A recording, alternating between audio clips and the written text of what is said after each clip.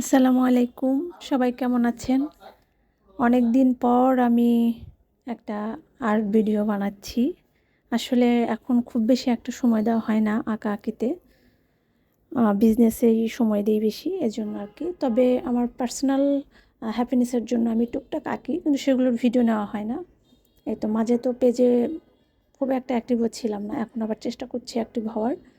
তো আমি কক্সবাজার ঘুরতে গিয়েছিলাম। সেখান থেকে আসার সময় ট্রেনের মধ্যে, রাতের ট্রেন ছিল, ঘুম আসছিল না। তো ভাবলাম যে তাহলে একটু আঁকাআঁকি করি। আমার একটা না একটা স্কেচ বুক আর কি আমার সাথেই রাখি। যদি কখনো আঁকতে ইচ্ছা হয় তো এঁকে ফেলি আর কি। আর পেন আর্ট তো এটাই সুবিধা যে সব জায়গায় ক্যারি করা যায়।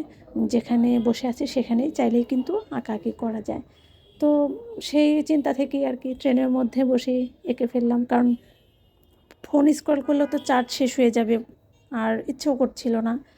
তারপরে হচ্ছে ঘুমও আসছিল না, এই জন্য আর কি ভাবলাম যে একটু আঁকাআঁকি করি। এটা আমার মনের জন্যও ভালো, আবার একটা স্কিল প্র্যাকটিস হলো। এই তো আর কি, আপনারা দেখছেন ট্রেনে ভ্রমণ করছি আর আঁকাআঁকি করছি।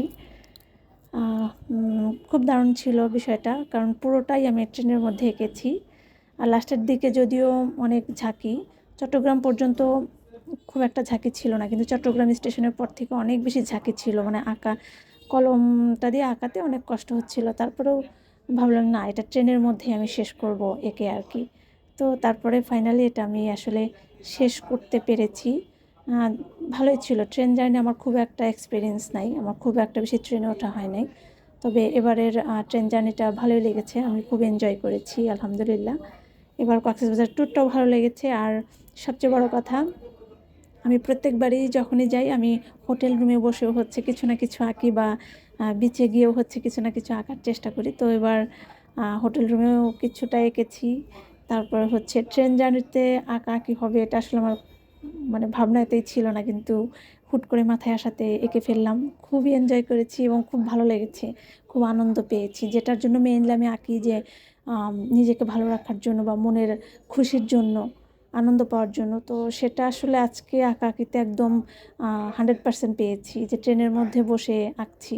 তো খুব ভালো লেগেছে। এই যে ফাইনালি হচ্ছে এটা শেষ করেছি, দেখেন ট্রেনের মধ্যে কিন্তু। তো আশা করছি ভালো হয়েছে। তো আপনারা জানাবেন যে এই আর্টটা কেমন হলো। আর যারা পেন আর্ট করতে ইচ্ছুক তারা কিন্তু চাইলে শুরু করে দিতে পারেন। এটার জন্য অনেক কিছু জানতে হয় না, জাস্ট ধৈর্য আর লেগে থাকতে হয়।